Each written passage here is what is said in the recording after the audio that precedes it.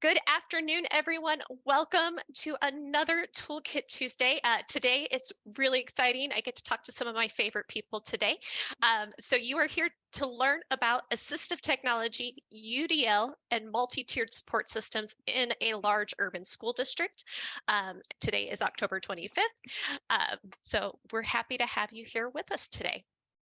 So just really quickly, as we get everybody logged in and settled in for the day, Adam, can you make sure that we have the waiting room open, or just make sure that people are getting admitted? All right, so just a quick thing, if you're not familiar with Knowbility, we are a nonprofit based in Texas, in Austin. I'm actually coming to you from Birmingham, Alabama, so we really work around the world, around the country, but HQ is over in Austin, Texas. As I said before, we are a nonprofit organization. Toolkit Tuesday is one of our community programs, and really our work is through donations, through supporters like you, so we do encourage you to visit knowbility.org/donate.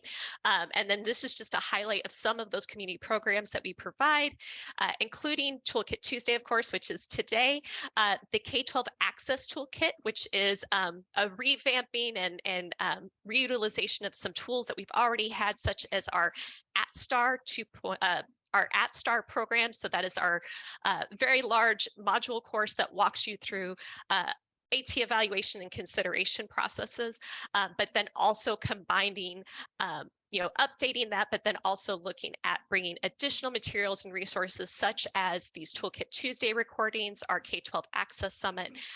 So definitely want to check those out in the future. We also have our Be a Digital Ally. That is a monthly web series that we do talking about good accessibility practices for content creators of any level. So if you're somebody who's just doing social media, or you're just getting started in the field of accessibility, or maybe you kind of know some stuff about alt text, but you're really not sure what's going on when you're talking about descriptive links. So we really try to cover the basics and give you some good foundations in digital design. And then, of course, Access U, which is our annual conference coming up in May. We're really excited. You should be seeing some stuff on the website soon for that. And then, of course, our Accessibility Internet Rally, which is our competition looking at web-based design. So putting teams with nonprofits and other clients to design beautiful websites for them that are accessible. And that's, again, all through the support of you. Okay, so why you're here today? What is today's session? So what we're going to be showing you is just an excerpt from one of our sessions from our K12 Access Summit that we had this past summer. If you are interested in getting all of the content from the K12 Access Summit, which I highly recommend, it was a great summit this year, that can be to you for free. And we'll have a link later for you to get to that. For today, if you want the handout, and I'll make sure that the link goes up before, right when the video gets started, so that way you can follow along on the slides. We'll have that handout for you. It is a bit.ly link. It's bit.ly and then / and all capital letters. So K, the number 12, and then AT UDL MTSS, and we'll get that in the chat for you here. And then I always throw it up early just in case people have to leave early. We do appreciate your feedback, so we do have a survey for you as well. And again, we'll put that in the chat for you. All right, so our presenters today is the Assistive Technology Specialist from Austin ISD. So this is Carrie Elderman, Shira Goldberg, and Nicole Roger. I've worked with them for a couple of years now. They're always a delight, always bringing something new. I've been in the field of assistive technology and education for several years, but it's always good to have those peers that can talk about the same subject as you, but bring a new spin on it, bring their perspective of their schools and working with their teachers. So I really think you're going to enjoy today's session. All right, so with that, I'm going to get this video started. And the agenda for today basically is we're going to start by talking a little bit about accessibility. we'll go into talking about universal design for learning, which is a term that's been around for a long time, but in actuality, it seems to just now in a lot of larger school districts being talked about a little bit more. Talk about the technology. So with a focus on assistive technology, but also focusing on some just instructional technology as well.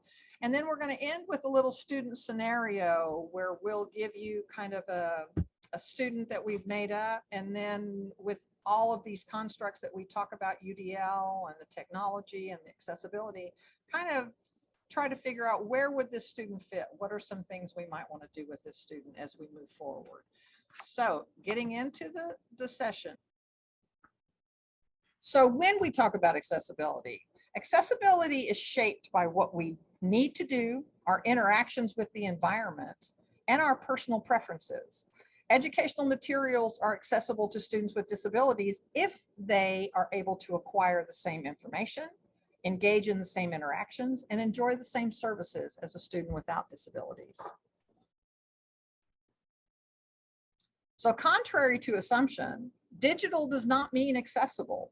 So just because something is in a digital format doesn't mean that it's accessible or available. So if I'm a student that uses a screen reader, if I'm a student that needs access to text to speech, just because there's text on the screen, it doesn't mean that I'm going to be able to hear or have that text read to me. So then when we talk about defining what accessibility is, a person with a disability can. So here are the things we need to think about when we're talking about accessible.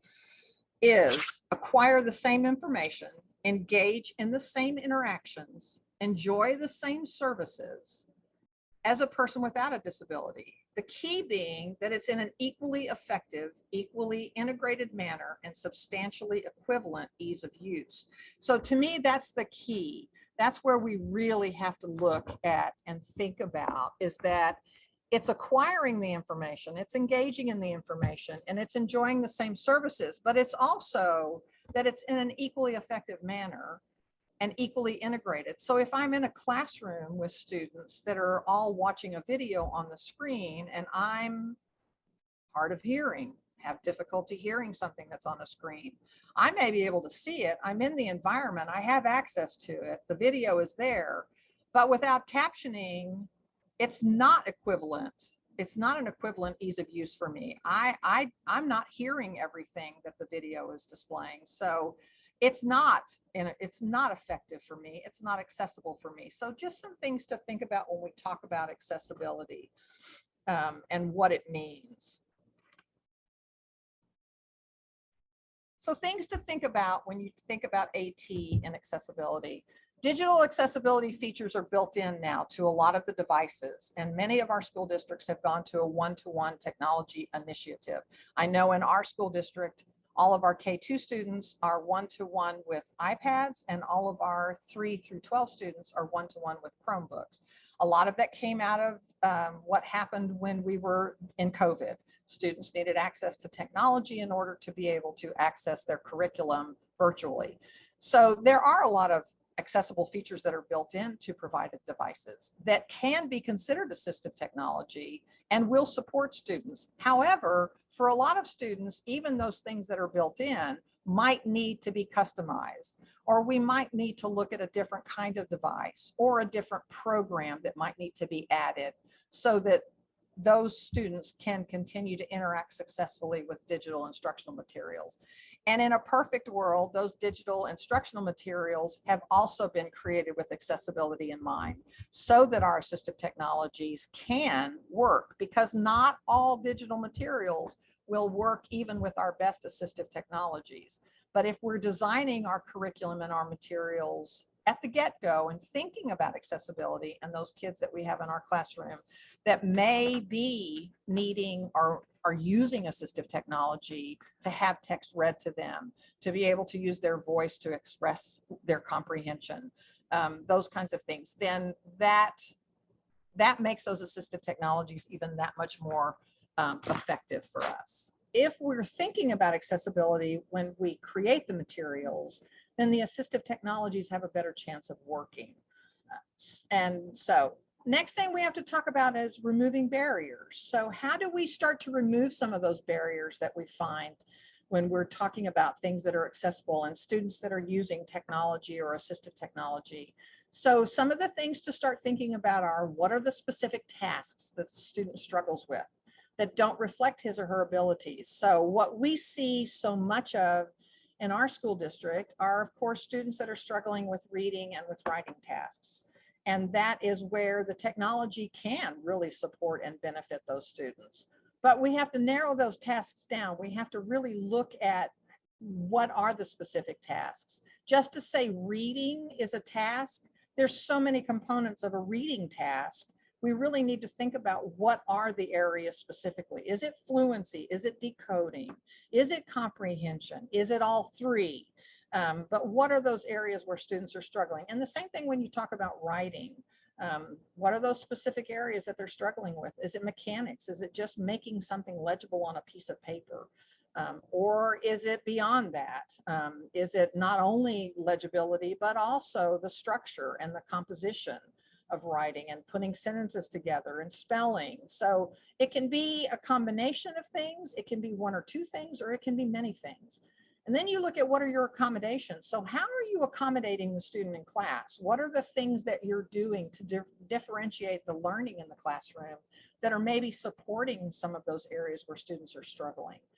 How are we kind of looking at those kids as individuals and then going, oh, okay, I see you're struggling with this component. Here are some things we can do to either build up your skills or to help you compensate for those areas of weakness. And are some of those accommodations assistive technology, keeping in mind that assistive technology doesn't always mean it's a device or a thing. Sometimes it's just an accommodation that a student has to have, but if we remove that accommodation, they would no longer be able to be successful with that task. So from there, you jump into, what are the technologies? So we've tried some accommodations. We've tried some instructional things to support these students. So now maybe we start to look at the technology a little bit more. So are there technology tools that can bridge that gap for those students between where they're struggling and their capabilities, what they're actually able to do? So, and then least restrictive environment is huge. Of course, that's the big thing, is we want kids to be in the general ed curriculum as much as possible. We want them to have access to the same materials, curriculum materials, curriculum information as any student has.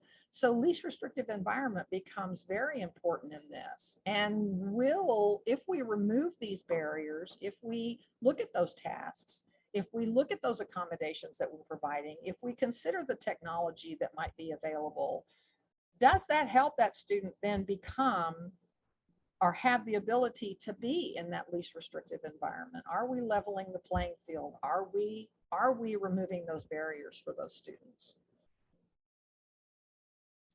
So that leads us right into talking about least restrictive environment. One of the things that we talk about a lot when we're talking about students, and through years of working with students, is that not only does it need to be in the least restrictive environment, but when you look at the student as an individual, we have to think about what's least intrusive to the student.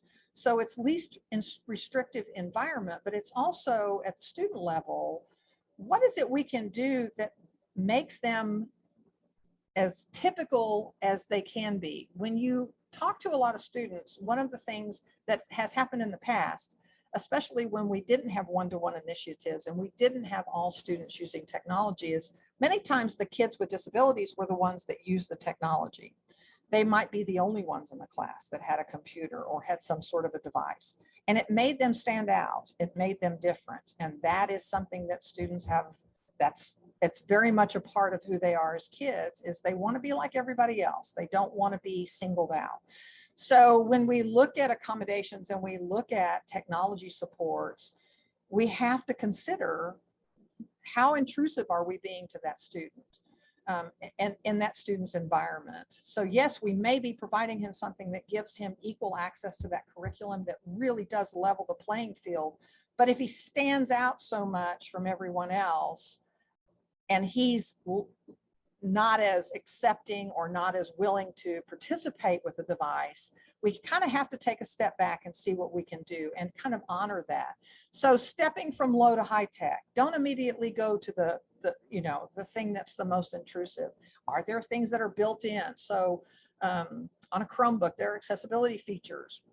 Is that something that could be used, which is something that's very personal, very private for him? So needs to be the most appropriate. Student needs definitely drive these decisions.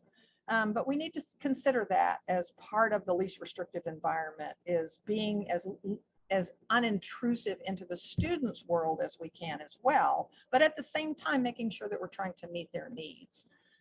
Now we're going to talk about something called Universal Design for Learning, which you may have or may have not heard about. So let's just define Universal Design for Learning from the very beginning. The basic premise of universal design is when we're talking about designing products and built environments so that they are aesthetic and usable to the greatest extent by everyone, regardless of ability or age. So basically a good example of that would be something like building a building or a structure that maybe it has steps in front of it. So that's just the basic backing up. That's the basic premise of universal design. If it does have steps because it requires to be elevated, building a ramp that would be useful for someone who maybe is in a wheelchair or power wheelchair. That actual ramp is going to also be useful for people who maybe they have a baby in a stroller and they want to go up the ramp.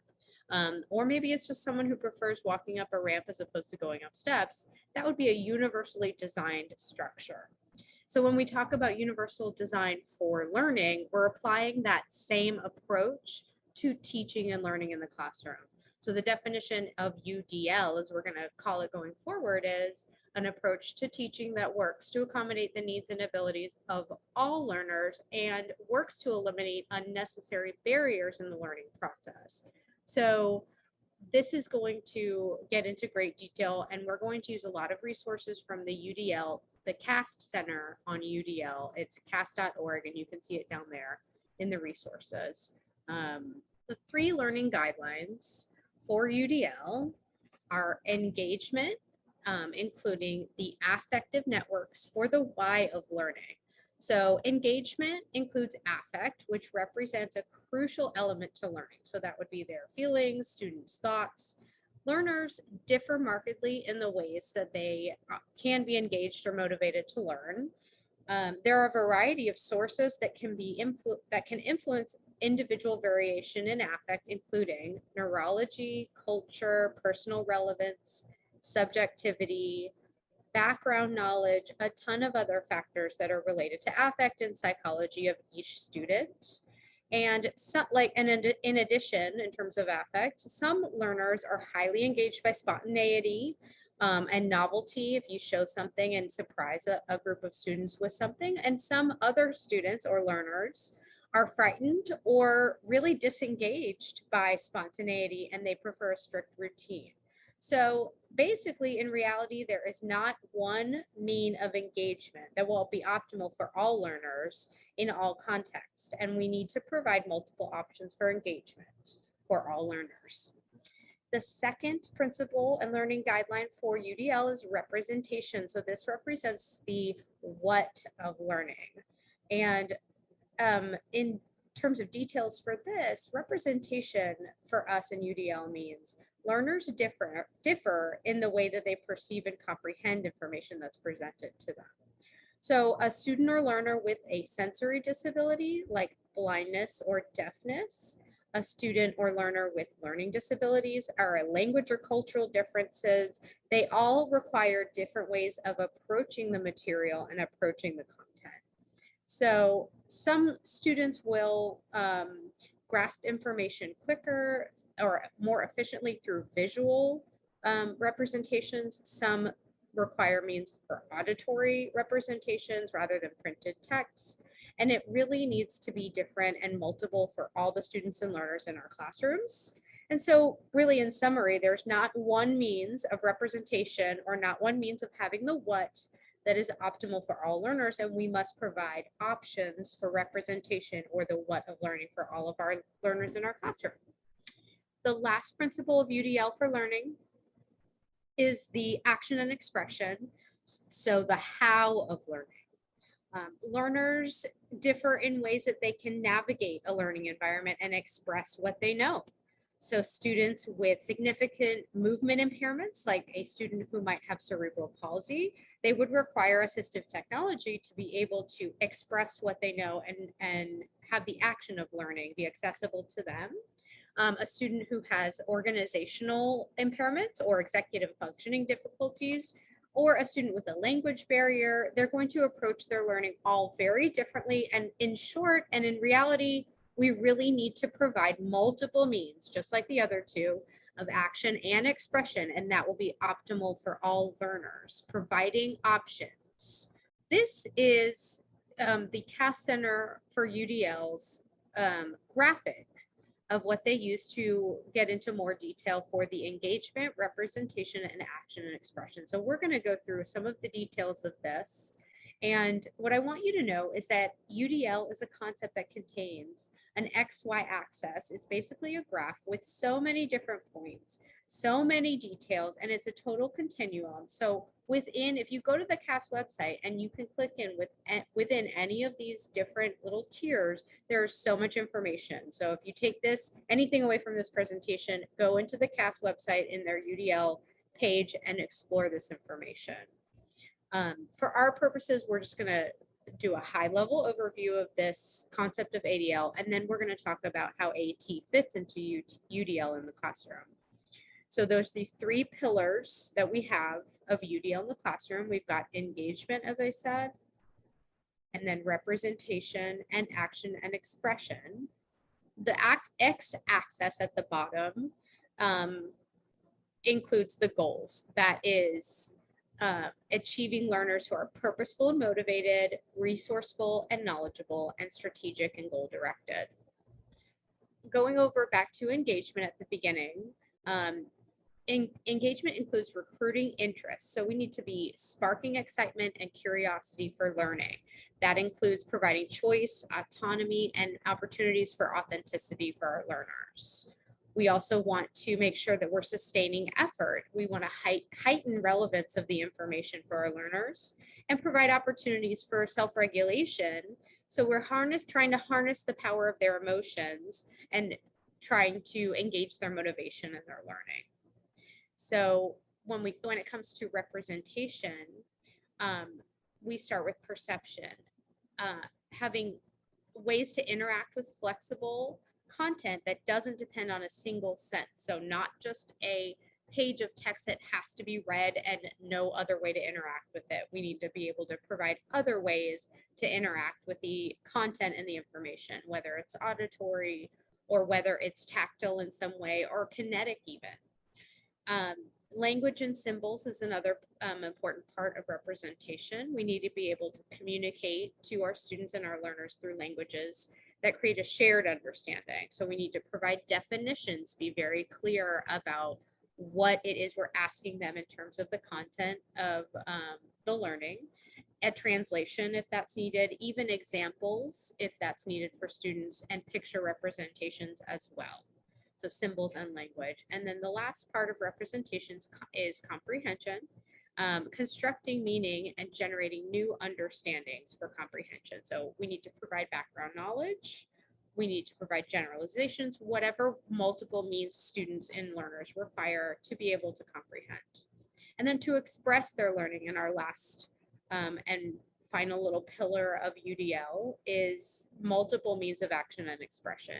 Physical action to express what we know. So optimizing access to maybe assistive technology or providing ways for learners to interact with accessible material. So action in being able to use a joystick to access a computer or a alternative keyboard or something that might work better for one learner, but then having an option for another learner who might want to use just a regular keyboard or whatever the case may be. Expression and communication for action and expression. So multiple means of composing and sharing ideas that use tools to help attain learning goals. So multiple means of being able to communicate what they know, whether you're voice recording what you know and what you comprehended from the lesson, or whether you're writing something down because that is, as a learner, what works better for you to be able to express your learning. And then executive functions, which we know and we've seen a ton all over the district and all over all of our students, which is just guiding goal setting and developing and helping act on plans to make the most out of learning. So it's going to differ from learner to learner how they need their executive function to be enhanced, and we need to provide multiple means of being able to do that for our learners.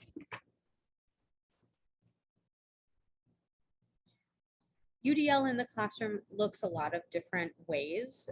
It could be just generally, instead of just focusing on the students, the actual physical environment of the classroom, you can have the lesson goals posted and alternative assignments. So multiple ways for students to be able to turn things in, which we talked a little about in action and expression. But one of the ones I want to highlight that we've seen on this team in multiple campuses in Austin ISD is this workspaces that are flexible. So flexible seating is, I think, the common term, having rolling chairs for students, having seats on the floor, having pillows, having tall stools or short chairs with short tables. And it really provides students with autonomy and choice, and they can express where they want to sit that day. You can provide them with headphones to be able to possibly listen to music or even block out extra noise if they need to concentrate, and then just have them in large and small group settings, whatever will work, and to be open and flexible to what will work for those learners. Having frequent and meaningful feedback, I think every educator knows how important that is. And then just having the ability for those learning materials to be open and accessible. They need to be able to interact with the materials with text to speech. The videos need to have captions. So maybe you have video as a multiple means and choice of expression of gaining the information, but they need to have captions as well in case captions can be useful for a student or two. And then audiobooks, digital books. Those are some really good examples of how it might look in the actual classroom. UDL and MTSS is a multi-tiered systems of support that are on a continuum of positive behavior supports and academic supports. Our focus is going to be on the academic supports for MTSS and how UDL continues to be blended into each tier. Universal Design for Learning is proactive, iterative, intentional lesson design. This gives us a great visual of how multi-tiered systems of support go from least intrusive to most intrusive. And as Carrie had mentioned earlier, we always want to explore least intrusive first in our least restrictive environment. So for most students, 80% to 85%, they're able to achieve with universally designed instruction and differentiation by the classroom teacher. Ideally, every teacher's classroom would be universally designed, and every teacher's toolbox would include strategies and interventions and tools to differentiate the core curriculum throughout the year. In tier 2, we see that some students, 10 to 15% of students, may need to be targeted to support in the universally designed environment. If we are designing our learning and lessons with UDL concepts, we will find that in tier 2, we are fine-tuning the tools that are available by customizing features. Some specialized staff, like a counselor or literacy coach, may provide pull-out or push-in support for a small group of students. Curriculum interventions may be implemented, and progress should always be monitored. When we get to tier 3, this would be more intrusive, and it's a very small amount of students, 1 to 3% of students who would need universally designed supports that are more intensive, specialized, and customized to meet their individual needs. Specialized staff may provide individualized pull-out or push-in support. Curriculum interventions and supports would become more intensive and customized. The progress monitoring should continue. Throughout this process, it may be determined at any time that the student needs to be evaluated for special education services. So we have covered the concepts And we've skipped over the specific tools and how to use these tools with these concepts.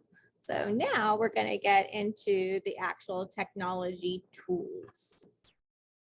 And I'm going to add in to what Nicole said. So just to kind of bring this together before we get into the tools, when we're talking about MTSS, it's important to understand that MTSS is a construct that is focused on students in general education. So MTSS is not a construct that is applied to students that are in special education or 504. So it's kind of like, why do we want to talk about MTSS along with UDL and then talk about assistive technology? And I think the reason we brought these together is that so many of the technology tools that we talk about that can support students that are struggling, and we have lots of students that are not identified in any way, but still struggle with a lot of the same things that our students that are identified with disabilities are struggling with. A lot of the technologies are built in. Now that technology is so much more mainstream than it's ever been before, so much accessibility is built into the devices. So students that are in those tiers 1, 2, and 3 that are in general education are being supported by all kinds of programming specialists, services that are provided, pull-out services like Nicole said, some push-in kinds of services. But sometimes I think we need to remember that there are also those technology devices that are sitting there. And in the same way that we apply assistive technology to our students with disabilities, we can also kind of apply those technologies in that construct of MTSS. So can some of the technology that's built into the tools that our students are using, can it bridge that gap for that tier 2 student? Can it become maybe that highly customized thing and that tier 3 that supports that student? So it's kind of looking at how those constructs can work and understanding that when we talk about accessibility, what's good for some is good for all. So everyone benefits. When Shira gave the example of the ramp, that benefits all people. As an elderly person myself, I would choose to take the ramp over the stairs as well. I don't need it, it's not necessary, but it's something that I can benefit from. So UDL built into MTSS is making things work for all students. So it's taking into consideration the needs of all students, not just the ones that are identified and become special ed or 504 students. So I just wanted to throw my little spiel in there about that. And now we're going to move on to those technology tools and kind of talk about what is available, what's out there. So in AISD, we are mostly a Chromebook and iPad district. So like I had said at the beginning. So the first thing we look at with Chromebooks is what are the accessibility things? What's built into a Chromebook that I can use with students? So built into a Chromebook is text-to-speech. 20 years ago, 10 years ago, we were adding text-to-speech through a program or through some other process because it wasn't built into everything. It is now. So there is a screen reader built into your Chromebook. Now, for a blind person, that screen reader probably is not going to be the one they would choose because there are some that are built specifically for them that would do much better. But I have the ability to have any text that's on my screen read to me. Everything can be read to me. And for our students that are struggling, select and speak. It's a very simple thing to turn on. It allows me to grab a chunk of text anywhere on my screen, and it is read to me out loud. That's a wonderful thing for a lot of kids. And when you look at UDL, it fits into a whole lot of the areas of UDL. Speech to text is also now built into most of our devices. In the Chromebook, we have speech to text built into the accessibility feature. So I can turn that on, drops a microphone in the bottom of my taskbar. All I have to do is click that microphone, and anywhere where I can input text, I can use my voice. On-screen keyboard. So most of our devices are touch screens, so we can flip them over and use them as a tablet. So I have the ability to have handwriting recognition on my Chromebook. I also have word prediction built in. to my Chromebook. So if I struggle a little bit with spelling, if spelling is what keeps me from maybe using my authentic voice, I tend to choose words that are easier for me to spell than the word I might be thinking. Maybe a word prediction program. If I see the word I want, maybe I'll choose it and use it, which is more authentic for me than if I change it to something that's more simple. Visual, contrast, screen magnification. The screen reader is built in, so I can change a lot of that on my screen. The mouse and the touchpad, I can change the pointer size. So I can make that pointer bigger so that I can see it as it moves. And then I can determine the speed of activation. So on my touchpad, on my touch screen, I can determine how I can interact with that. And then of course, live captions, you have the ability that's built in now to the Chromebook Accessibility. So I can actually turn that on in my Chromebook and it will have live captioning happen. And I can determine the font, the size, the color, and the opacity of that live captioning. So some really cool things that are built in that are not just for kids with disabilities, but can be used for all of our students to support them. So Google Workspace is what we used to call G Suite or Google Suite, and they changed it, and Google changed it to be Google Workspace. And that includes Google Docs, Google Slides that we're using right now, Google Sheets, all those different tools. We also use Google Sites here in AISD, and it works really well. Google Workspace has a lot of different accessibility features that allow your classroom or your environment to be universally designed. So all those tools that I talked about in the UDL section, they are built into the Google Workspace environment. Google Docs we use all the time with our kids who do have Chromebooks. It has auto spell correct, auto capitalization, as we know. It does have a feature that will grammar check a student's writing. So it actually underlines grammar mistakes in a different color. I believe it's purple or blue. Than it would underline for a spell mistake. And students will pick up on that because if they make a grammar mistake, say they use the wrong there, you know, the Google Doc tool will underline it. And then all the student has to do is click on that little line or that error, and it provides a suggestion to correct their writing right above that mistake. They click on that correction and they are good to go. Another way they can use that in tandem is to use what we're going to talk about next, which is Google Chrome extensions, which can provide text to speech and have that read aloud. Google Docs also provides dictionary support within the document and also on the toolbar on the side, the right side of the document, which you can probably customize. Voice typing is Google Docs' answer to speech to text. So having your voice talk into a computer and have text appear on the screen is called voice typing, and it's under the tools menu of Google Docs.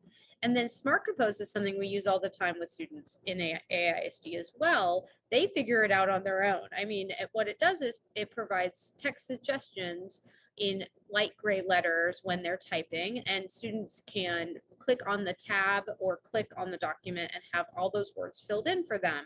Again, using a text-to-speech Chrome extension for some of those kids might be so super helpful, and that is how that's universally designed. I just give props to Google for doing that because it provides different ways and different options for students to be able to not only have their text filled in, but also maybe read aloud to have an extension from a third party. And then having a word count can be very motivating for some writers. If they do use word count in that tool menu, they can, if they're getting discouraged, you know, and there's that executive functioning, look at how many words you've written. You have written 450 words. It may only look like 2 paragraphs, but look how many you can write. I bet you can get more out, that kind of thing. And then when it comes to presentations, if you do have a UDL classroom environment and you're providing a way for a student to express their learning through Google Slides as opposed to maybe just a written essay or a Google Doc, then you can have a bunch of different accessible tools available to that student in Google Slides. There's spelling and grammar check, again, which I talked about in Google Docs. Dictionary is also available in Slides. All those cool features, capitalization, Smart Compose, and then with voice typing, speech to text, aka speech to text, you can only use it in the speaker notes, so that is a little bit of a limitation, I think. And then Google Sheets, these are just for math and Excel, basically. Spelling and grammar does work. They don't have all the other accessibility features in Google Sheets, but I'm hopeful that they will one day. We'll see. Google Chrome extensions, as I mentioned. We have so many options in the Google Chrome store. Some of the ones we use in AISC that I can speak to are Read and Write by a company called Text Help. It is a little toolbar that when you click the purple puzzle piece that is the extension button, a toolbar comes up at the top of the screen within the Google environment. It provides this long list of features that you see here on the left. It's speech to text, text to speech. It has a very smart grammar check that's called Check It that goes along with Google, but it is the reason why it's so great for kids who may or may not have disabilities, or students who may be in some of those tiers, maybe a tier 2 or tier 3 student, is that it's going to be smarter word prediction, smarter grammar check developed specifically for those kiddos who have reading, writing, any of those different issues.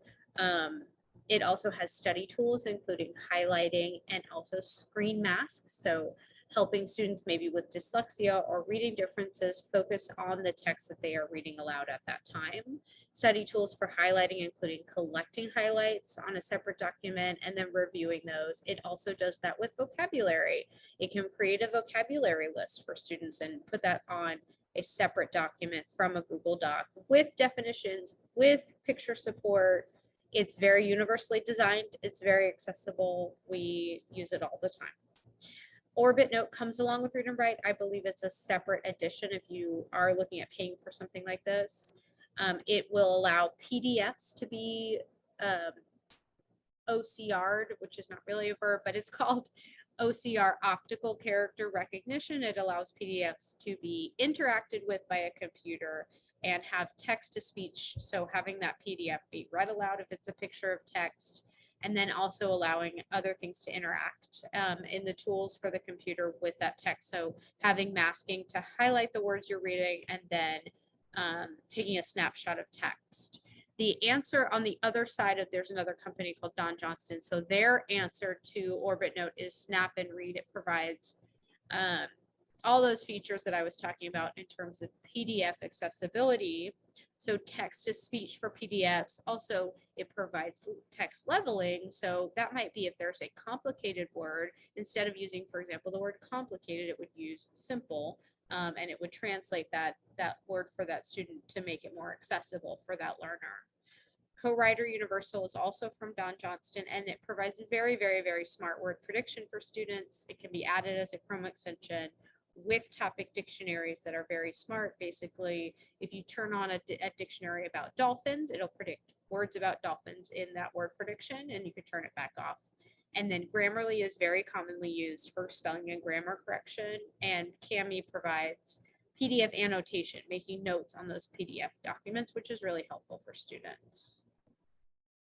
And on to the iPad tools. So the iPad has many tools that are built in, just like the Chromebook does. The on-screen keyboard, a lot of students like to use for that word completion, auto spell check, text to speech, and speech to text.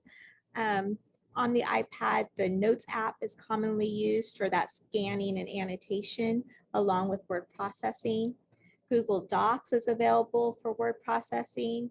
It has a lot of the same features that it would have on the Chromebook. The auto spell check, the select and speak.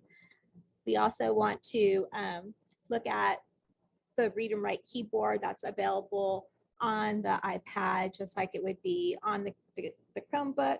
And then there's also a Read and Write Safari toolbar that has text to speech.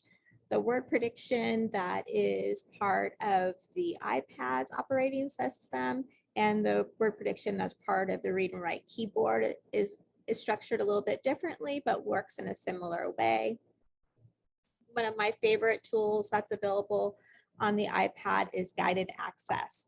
And Guided Access allows us to restrict access to just one app for a student at a time. And for some of our kiddos, that's a game changer. We can also block out desirable areas on the screen so that they're not able to select and move from one thing to another that they're not supposed to be into. And then we can limit time on the screen. So all those can be very, very helpful when trying to keep a student engaged and having them complete a task.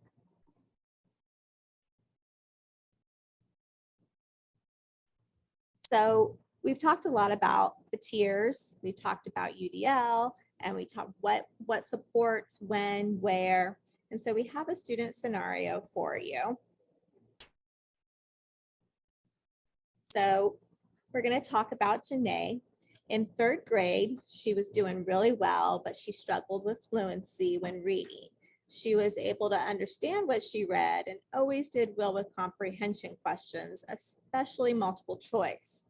Now, after about 6 weeks in 4th grade, not only is she continuing to struggle with her reading fluency, demonstrating her comprehension of what she reads is difficult.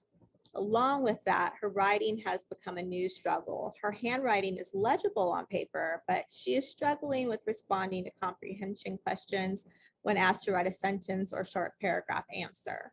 She struggles with spelling many words that she is able to read. She is starting to respond negatively to reading and writing tasks assigned in class.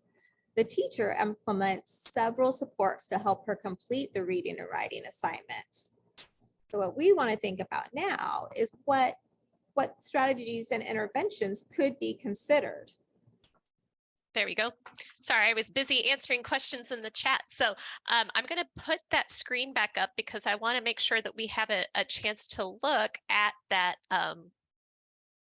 student scenario, because with our remaining time, we're going to get to questions, but also I wanted everybody to get a chance to look at the student scenario, looking over the tools that we already talked about. What are your suggestions for this student? So I'm going to go ahead and make sure, I think everybody's got the slides, but I'll go ahead and put them up one more time. So that way, if you need to look at all the tools, they will be there.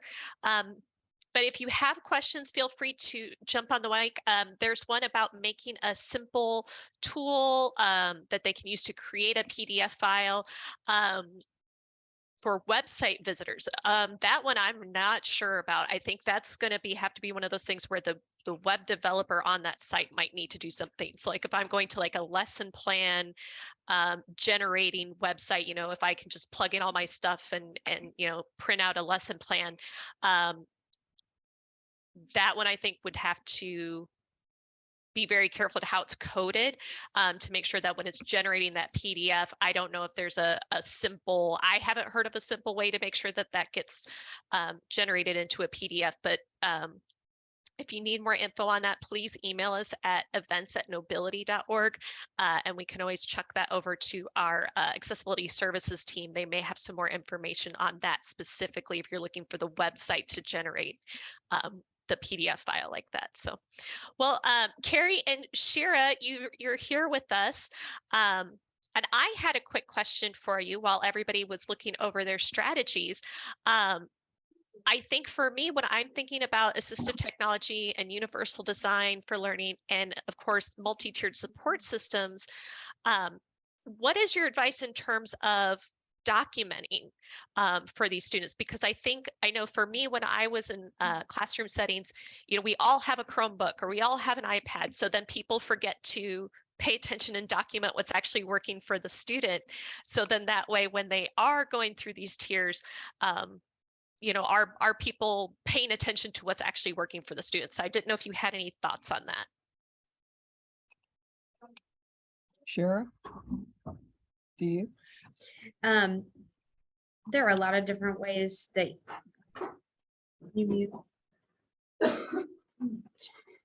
there are a lot of different ways that it's really important to document some of these supports for students. Their individual education plan is one place to start.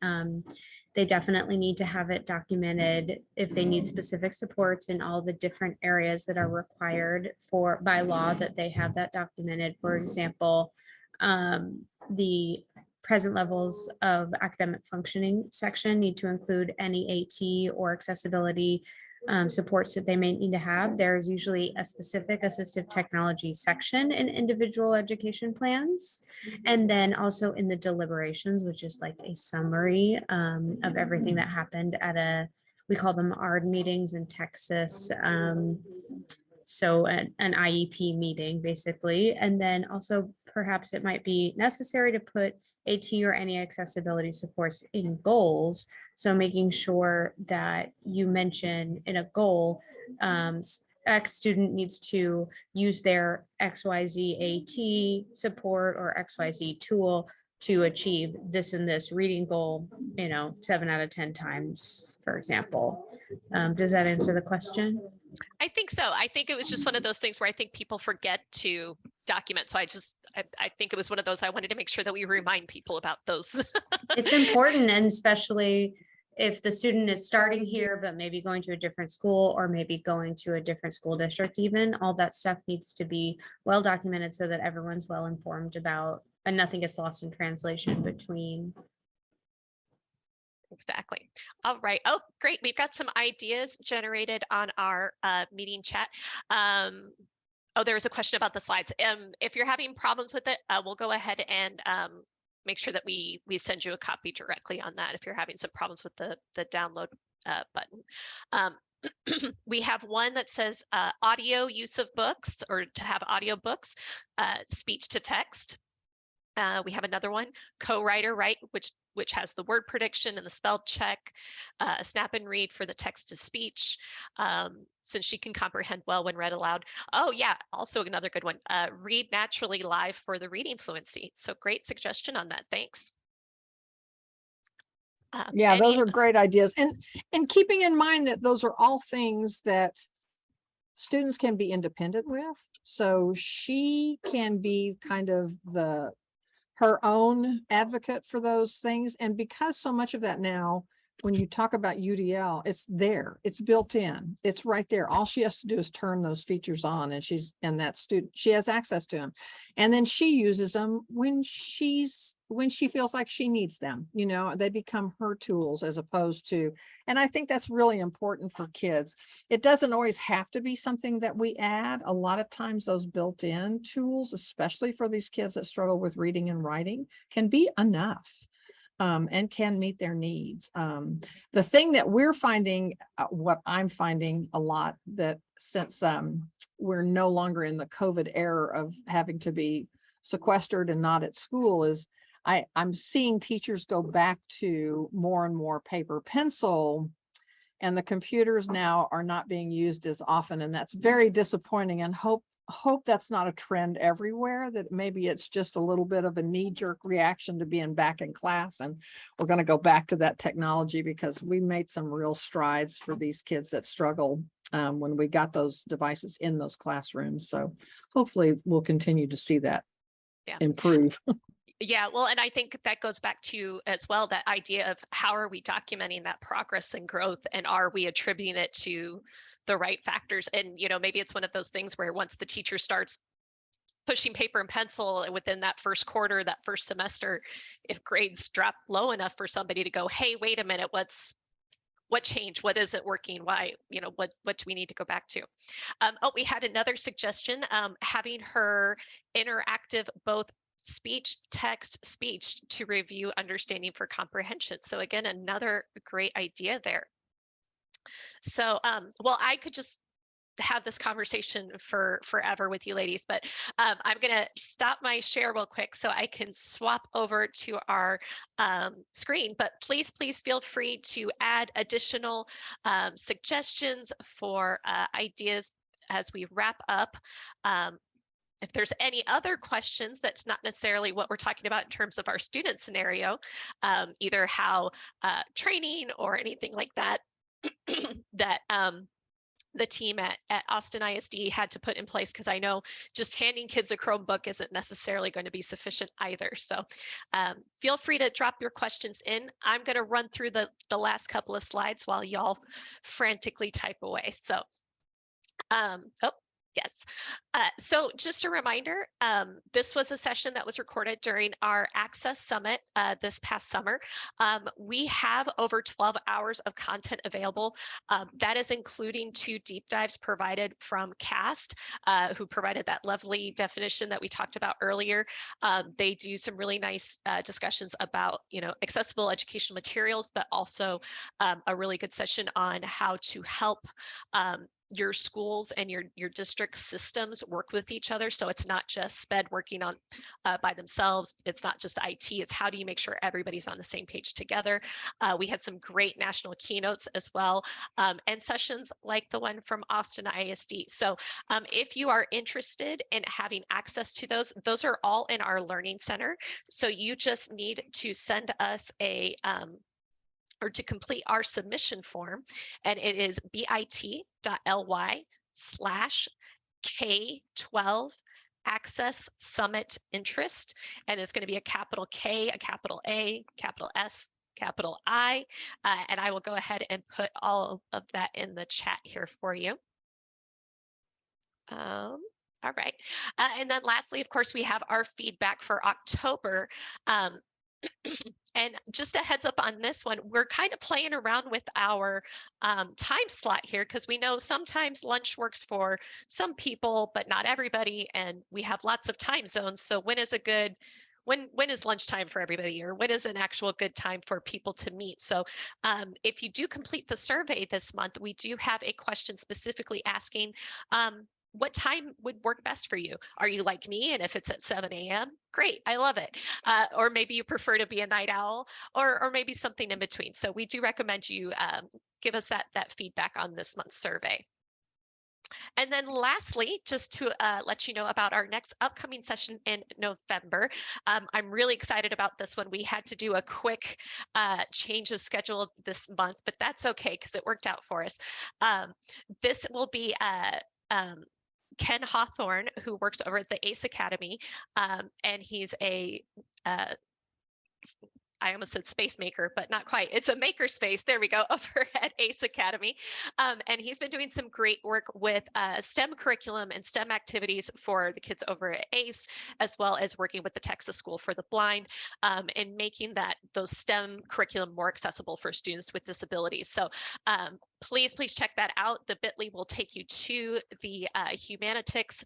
And so that is bit.ly/Toolkit November, and then it's a capital T and a capital N.